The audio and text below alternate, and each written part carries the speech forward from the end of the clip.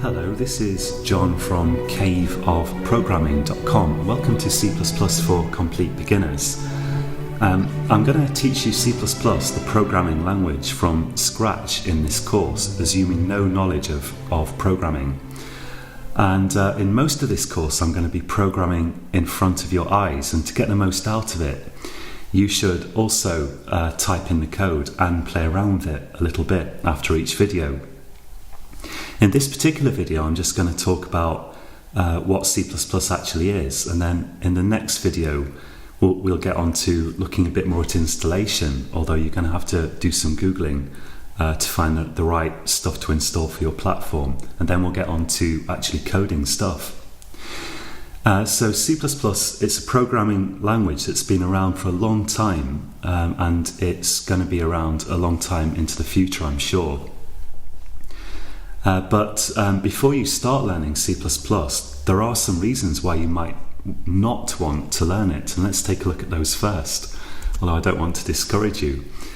Some people are going to be better off learning a language like Java, and I have a massive free course on Java, which you can find at caveofprogramming.com, or Python, for example.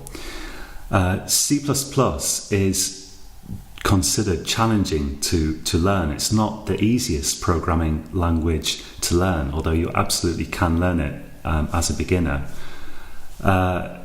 It's easy to introduce horrible bugs into a C++ program. And actually both of these facts probably have to do with the fact that C++ doesn't protect you from yourself at all. A C++ program just carries out your instructions. It doesn't second guess them and try to figure out what you might have done wrong. It doesn't try to protect you from yourself. It just carries out what you tell it to do. So when you're programming in C++, you have to be very careful. You have to think a lot. And it's very easy to create horrible bugs in there if you're not careful.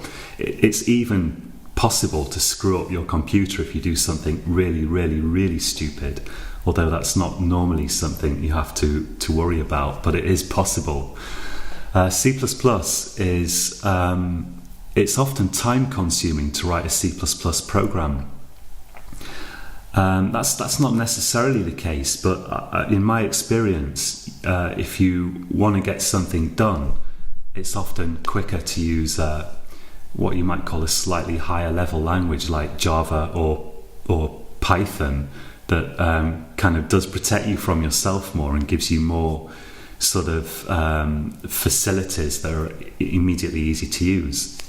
So if you want to write, like, let's say, a desktop program, you can do it in C++, and it's going to be very fast usually if you do. But it's not so easy to write desktop programs in C++. There are other languages that make it easier. C++ is not truly platform independent. You often can, with a minimal amount of work, get a C++ program to work on different platforms, like, for example, a Mac and a Windows computer and so on. But equally often it requires a substantial amount of work to get the same program to run on a completely different kind of computer. And that contrasts with Java, where with Java there's a whole simulated computer basically running on your own computer, and your Java program will then run on that simulated computer. And that means that you can run a Java program quite easily on many different platforms, as long as they're roughly similar, like they have big screens and keyboards or whatever. But this is not the case with C++. There's no simulated computer that's going to be the same for every different kind of machine. With a C++ program, your C++ program is running directly on your actual computer, and for that reason, it's not necessarily so easy to transfer it to a different platform. But of course there are reasons why you might want to learn C++. So let's take a look at those. So C++ is very, very fast. You can write programs that are pretty much as fast as they can possibly be if you write good C++ code, because, as I mentioned, There's nothing between the C++ program and your computer. It's directly issuing instructions to your computer. And that makes it very fast, at least if you program well. And by the same token, you can also access all the kind of low-level hardware type facilities of your computer in C++ if you want to, and if you understand them and you know how to do it. C++ will let you do basically anything with your computer that can be done with it. So because C++ is fast and it's efficient, and also in terms of memory, if you write it correctly, as well as in terms of speed and processing power, that means that you can get a lot of processing done in a short time with a C++ program. So typically a C++ program is going to be much faster than Java or Python or something like that. Again, with the caveat that you have to write it well in the first place. And that means C++ is good for things like high-end games, where you're trying to squeeze as much power as possible out of your computer. Although, of course, you have to be aware that these really glitzy, high-end games, kind of 3D type games, usually have a team of people working on them. It's not so easy to write those things, including artists and so on. C++ is good for artificial intelligence, where you're trying to do a lot of processing in a short amount of time on your computer, or for any kind of real-time application where you're having to do a lot of processing and get it done quickly and sharply. It's good for that kind of stuff. And for that matter, if you do write Windows kind of desktop programs in C++, usually you can expect them to run very crisply and to be very responsive, because C++ is fast. And you can write device drivers in C++ because, again, you have the ability to access your hardware in C++. C++ also pushes you to understand your computer more. A language like Java, which is running on a simulated computer, in effect, a virtual machine that runs on your own computer, insulates you somewhat from your actual computer. There's no such insulation in C++. So when you learn C++, you do usually learn more and more about your computer. And finally, learning C++ is a bit of a badge of honour among programmers. I mean, you'll get guys who say, oh, C++, why are you bothering with that? Java's so much nicer and so on. But I think even those guys are mostly secretly impressed if you know C++. It's challenging, but when you've learnt it, you can really feel that you've really learnt something. So to get started with C++, there are basically two things you need. And a lot of the best stuff is free, and I'm going to be using free stuff in this course. The first thing you need is, a bunch of software programs that together we collectively call the compiler. We're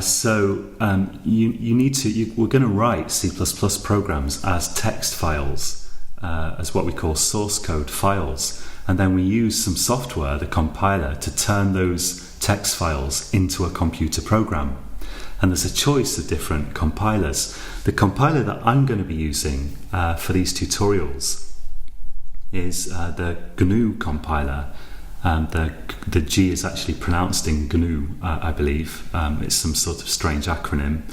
That compiler is known as GCC, or also G++. GCC was originally designed for creating a language, for compiling a computer language called C. And later on, extensions were added to C to create C++. And then extensions were built into GCC to create G++. So now they're the same program. You use GCC to compile C++ programs as well as C. And just as a side note here, it seems like no one's really sure why C++ is called C++, but in George Orwell's book 1984, if something's really good, then you say it's plus plus, like I don't know, Ice Cream plus plus would be really good ice cream. And because C++ was built on top of a language called C, therefore you have C++. Maybe that's the reason. I don't know. So I'm going to be using the GNU G++ compiler, and that runs on Unix type systems, and I'm using a Mac, which is a Unix type system these days. If you're using Windows, you can use MinGW. It's also free, and that stands for, I think, Minimal GNU for Windows, and it's the same compiler just ported to Windows. There's also Visual C++. That's very popular, and you probably can follow these tutorials using Visual C++. I believe there's a free express version that lacks some features, but you can use that for these tutorials. But there are going to be some differences, which I'll try to point out where I'm aware of them as you go along. But if you're using Visual C++, it's going to look a little different. Things are going to be a little different, and occasionally the actual syntax of the language, well, not the syntax, but some of the things that you have to type are going to be a little bit different with Visual C++.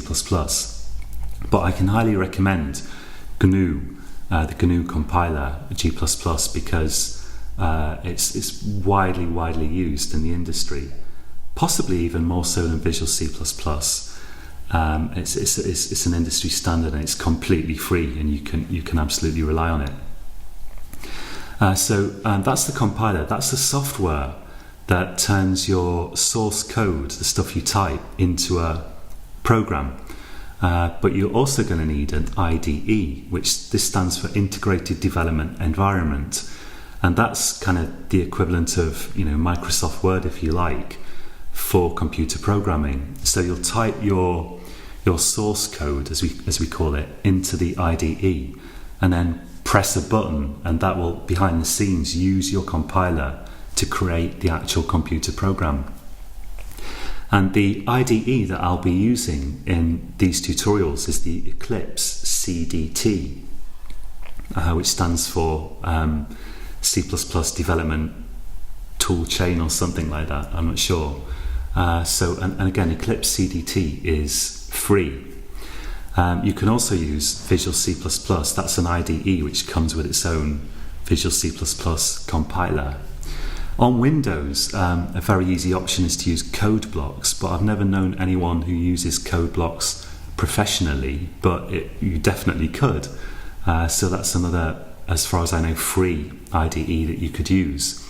And code blocks makes it pretty easy to install a compiler as well. So if you end up having trouble getting started, code blocks is maybe a good thing to look at. On top of that, you can use IDEs, which are somewhat lower level in a way, like Emacs and Vim.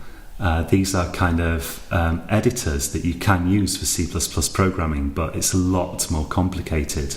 And some people swear by these things, but personally, I'm not so keen on them. Although I've used Vim for a couple of years, but I prefer something that looks more like a nicely sort of coloured thing with buttons and stuff. So I'll be using Eclipse CDT.